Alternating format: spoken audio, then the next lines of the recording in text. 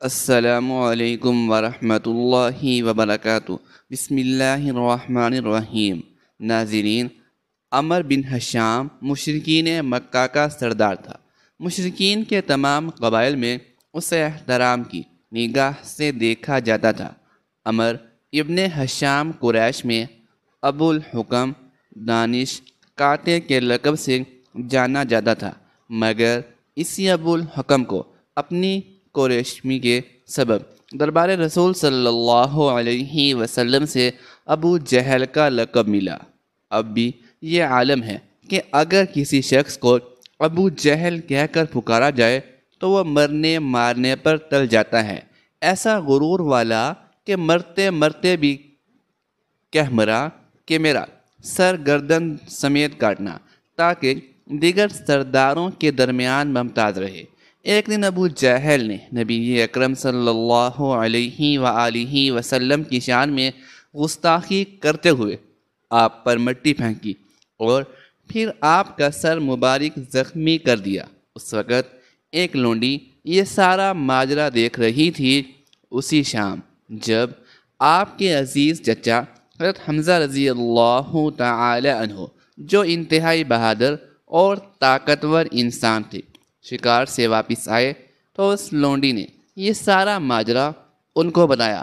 نبی پاک صلی اللہ علیہ وسلم کے سر مبارک کے زخمی ہونے کی خبر نے آپ رضی اللہ تعالی عنہ کو چراغ پکڑا دیا اور آپ ابو جہل کو ڈھونڈنے نکلے۔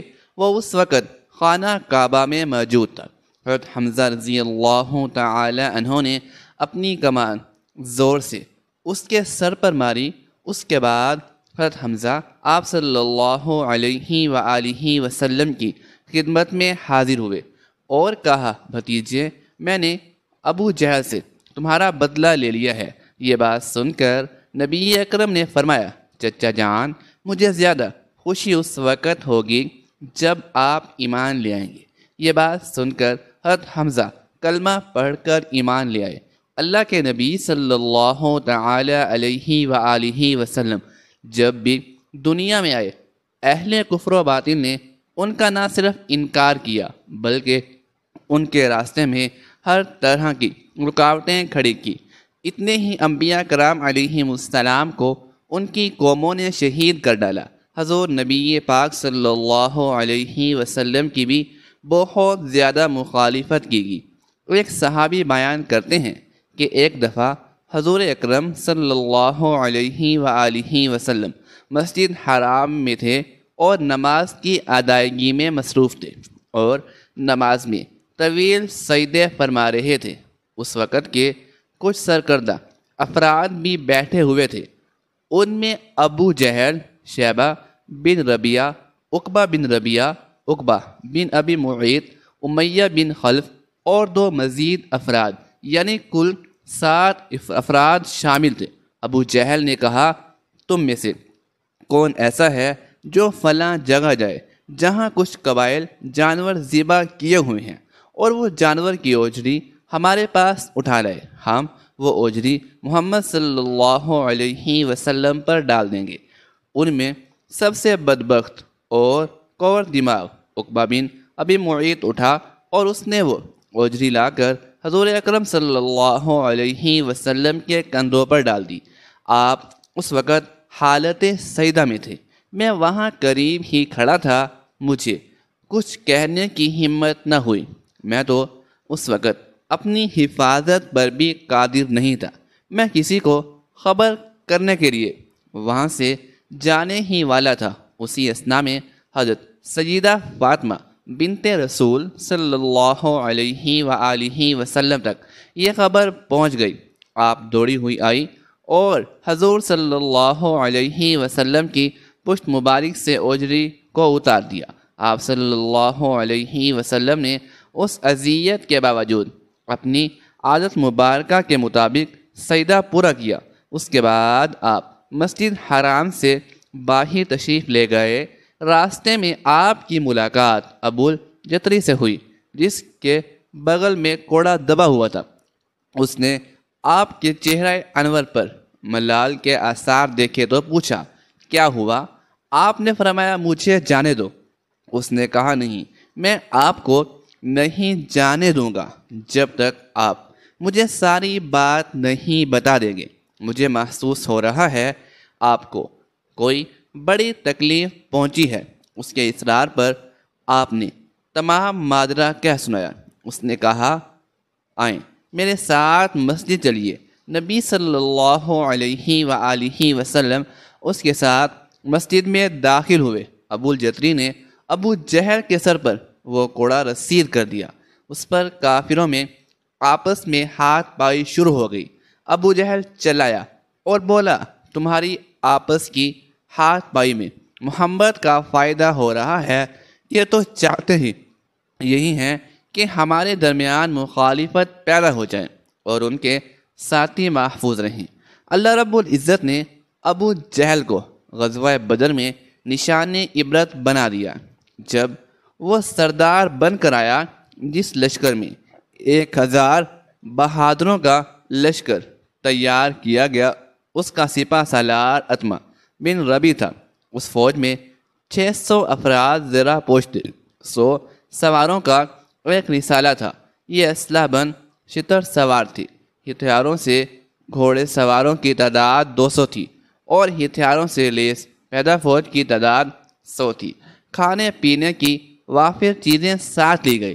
قریش میں سے عقبہ بن ربی، حارث بن عامر، نصر بن حارث، ابو جہل، امیہ بن خلف باری باری روزانہ 10 اونٹ ذبح کرتے اور اپنے ساتھیوں کی ضیافت کرتے۔ دل بہلانے کا ساز و سامان ہمراہ تھا۔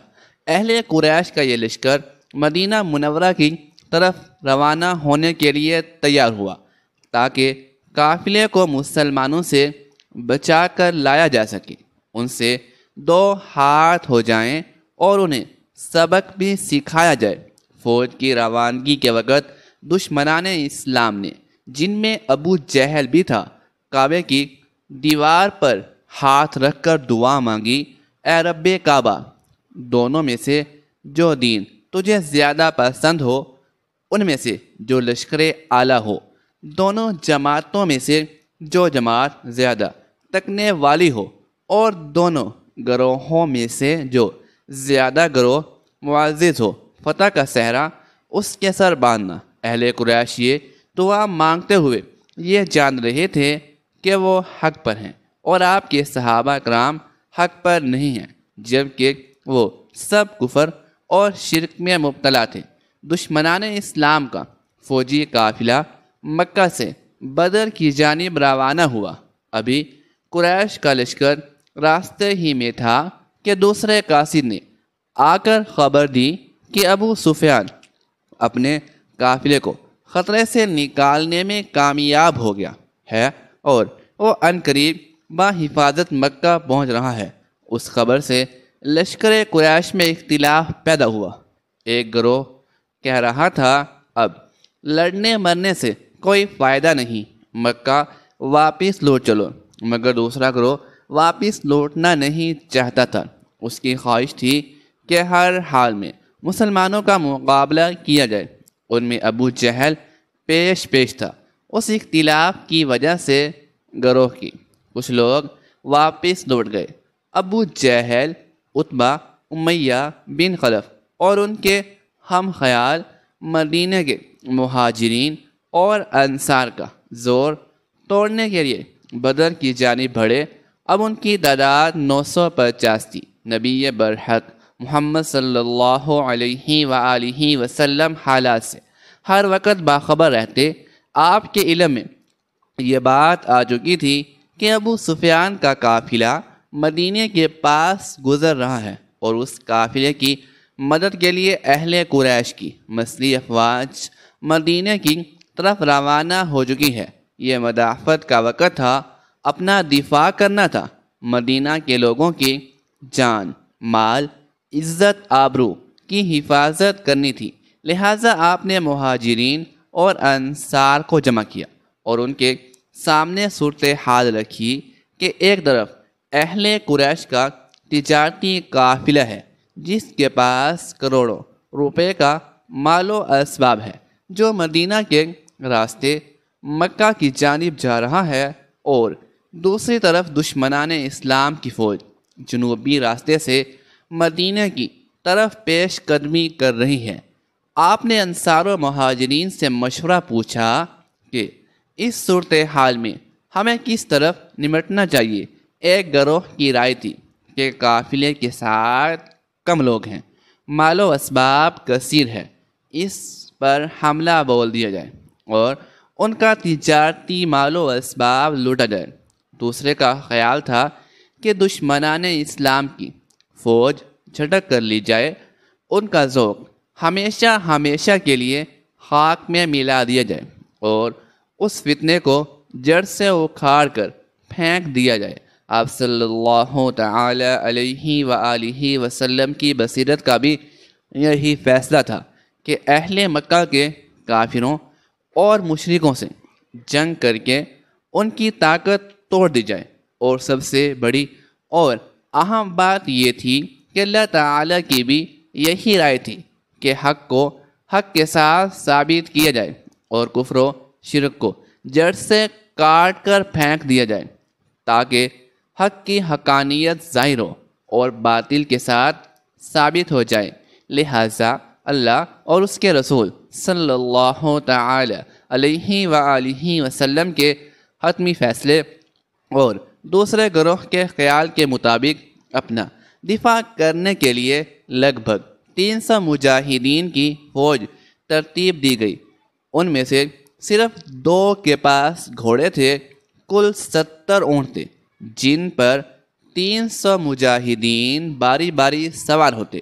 نبی کریم صلی اللہ تعالی علیہ وآلہ وسلم نے بذات خود اس فوج کی قیادت فرمائی۔ آپ صلی اللہ علیہ وسلم نے اپنے جانثاروں کے ہمراہ رمضان المبارک کی 16 تاریخ کو مدینہ منورہ سے بدر کی جانب روانہ ہوئے۔ ہجرت کے دوسرے سال کا یہ ایک اہم ترین واقعہ ہے۔ دشمن آپ صلی اللہ علیہ وآلہ وسلم سے پہلے وہاں پہنچ چکا تھا۔ اس نے جگہ جگہ پڑاؤ ڈالا جو جنگی نقطہ نظر سے زیادہ اہم تھا۔ جہاں پانی کے کنویں تھے، اس لیے آپ صلی اللہ علیہ وآلہ وسلم نے کنواں کے شمال مشرق سمت میں ایک اونچے ٹیلے پر قیام فرمایا۔ جان بازوں نے وہاں ایک جھونپڑی سائبان بنا دی تاکہ باوقت ضرورت کام آئے بارش سے۔ تیسرا فائدہ یہ ہوا کہ ان کے پیروں کے نیچے کی ریت جم گئی، جس سے ریت میں پاؤں دھلنے کا خوف ان کے دلوں سے جاتا رہا۔ بارش سے چوتھا فائدہ یہ ہوا کہ دشمن نشیبی علاقے میں تھا، اس لیے وہاں کیچڑ ہو گئی جس سے ان کے سواروں سے پاؤں زمین پر جم نہیں پا رہے تھے۔ بارش سے پانچواں فائدہ یہ ہوا کہ مجاہدین رات میں بے خوف ہو کر سوئے اور صبح جب نیند سے بیدار ہوئے تب ان کے قلوب پر سکون طاری ہوا۔ بارش نے انہیں قلب کا اطمینان بخشا۔ اس کیفیت کی وجہ سے ان کے دلوں میں دشمنوں کا خوف جاتا رہا۔ اس طرح یہ بارش مسلمان اور مومنوں کے لیے باعث رحمت اور کافروں کے لیے باعث رحمت ثابت ہوئی۔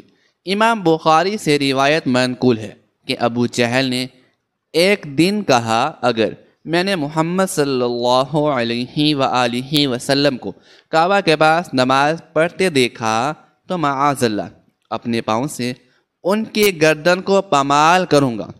جب اس کی یہ بات رسول اللہ صلی اللہ تعالی علیہ وآلہ وسلم کو پہنچی تو حضور نبی کریم صلی اللہ علیہ وسلم نے فرمایا، اگر اس نے ایسا کرنے کی جرت کی تو فرشتے اس کو پکڑ کر اس کے ٹکڑے ٹکڑے کر دیں گے۔ سب لوگ اپنی آنکھوں سے اس بات کا مشاہدہ کریں گے۔ ایک روز حضور صلی اللہ تعالی علیہ وآلہ وسلم کعبہ شریف کے قریب نماز پڑھ رہے تھے تو یہ مغرور کہنے لگا، کیا میں نے یہاں نماز پڑھنے سے تمہیں منع نہیں کیا تھا؟ تمہیں معلوم نہیں کہ جتنے میرے دوست ہیں اتنے اور کسی کے نہیں؟ نبی کریم صلی اللہ تعالی علیہ وآلہ وسلم نے اسے جھڑک دیا۔ اس وقت حضرت جبرائیل امین علیہ السلام حاضر ہوئے اور یہ پیغام ربانی سنایا، فَلْيَدْعُ دیا سند اس زبانیہ ترجمہ، پس وہ لائیں اپنے ہم نشینوں کو اپنی مدد کے لیے، ہم جہنم کے فرشتوں کو بلائیں گے۔ حضرت جبرائیل امین علیہ السلام نے کہا، اللہ کی قسم اگر اس نے اپنے دوستوں کو بلایا تو اس وقت عذاب کے فرشتے اسے پکڑ لیں گے۔ ایک روز پھر اس بدبخت نے حضور صلی اللہ تعالی علیہ وسلم کو نماز پڑھتے دیکھا تو بکنے لگا کہ کیا تمہارے سامنے محمد صلی اللہ علیہ وسلم اپنے چہرے کو معاذ اللہ خاک آلود کرتا ہے، یعنی سجدہ کرتا ہے؟ لوگوں نے کہا ہاں۔ اس ملعون نے کہا، لات و عزیٰ کی قسم اگر میں نے اس کو اس طرح نماز پڑھتے دیکھا تو اس کی گردن کو اپنے پاؤں سے روند ڈالوں گا اور اس کے چہرے کو گرد آلود کر دوں گا۔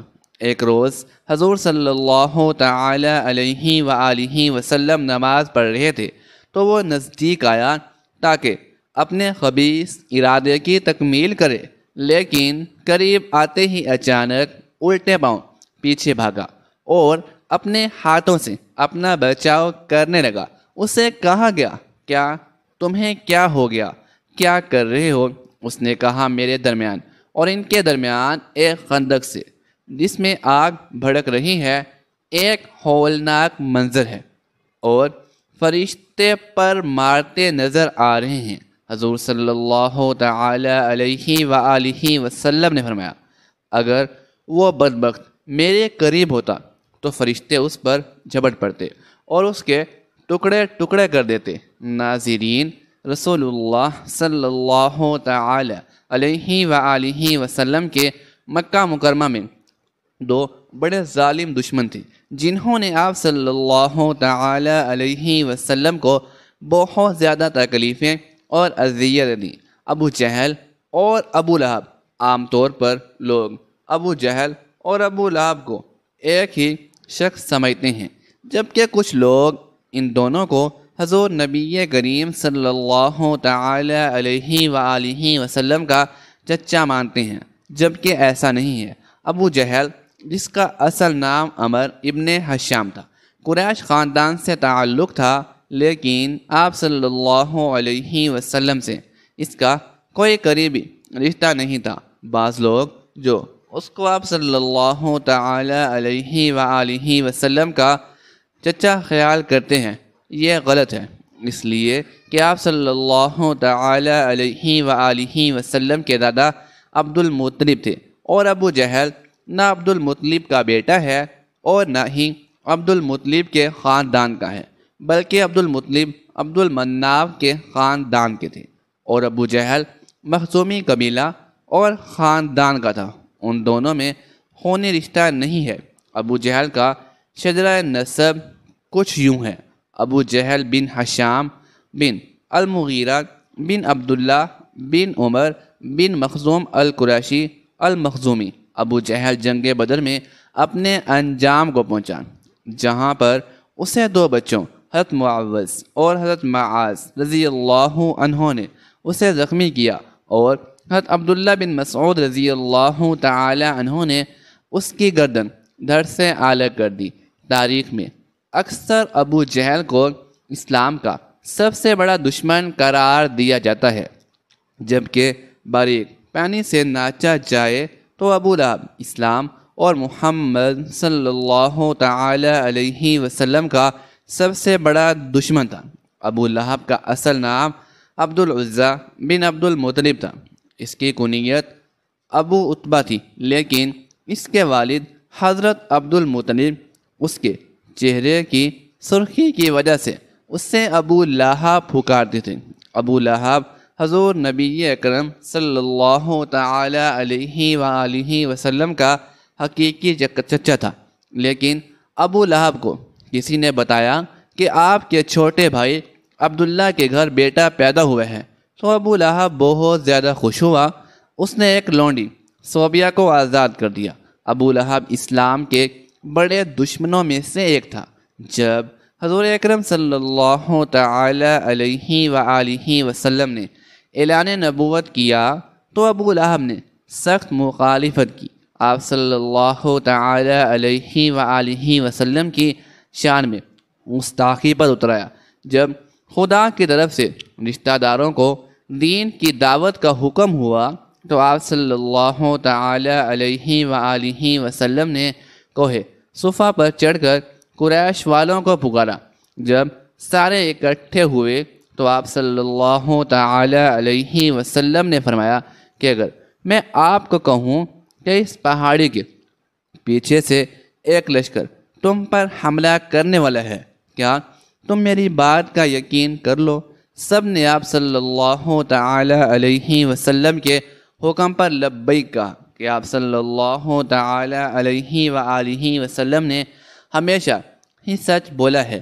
اس کے بعد آپ صلی اللہ تعالی علیہ وآلہ وسلم نے فرمایا کہ میں خدا کے حکم سے تمہیں ایک سخت عذاب سے آگاہ کرنے کے لیے آیا ہوں جو دشمنوں کے حملے سے بھی زیادہ خطرناک ہے۔ جب آپ صلی اللہ تعالی علیہ وآلہ وسلم نے یہ الفاظ فرمائے تو ابو لہب نے آپ صلی اللہ تعالی علیہ وآلہ وسلم کی مخالفت کرتے ہوئے کہا، غارت ہو تم پر، نعوذ باللہ، تو نے ہم کو اس لیے بلایا ہے۔ اس پر سورہ لہب نازل ہوئی۔ جب رسول اکرم صلی اللہ تعالی علیہ وآلہ وسلم پیغام خدا دیتے تو ابو لہب حضور نبی کریم صلی اللہ علیہ وآلہ وسلم کو برا بھلا کہنے لگ جاتے کہ یہ جھوٹا ہے جو اپنے آباء و اجداد کے دین کو چھوڑ کر اپنا جھوٹا دین پھیلا رہا ہے۔ اللہ تعالی ہمیں نیک کاروں میں شامل فرمائے اور ہمارا خاتمہ ایمان پر فرمائے، آمین ثم آمین۔ ناظرین، کمنٹ باکس میں اللہ تعالیٰ کے 99 ناموں میں سے ایک نام ضرور ٹائپ کیجئے گا۔ شکریہ، اللہ حافظ۔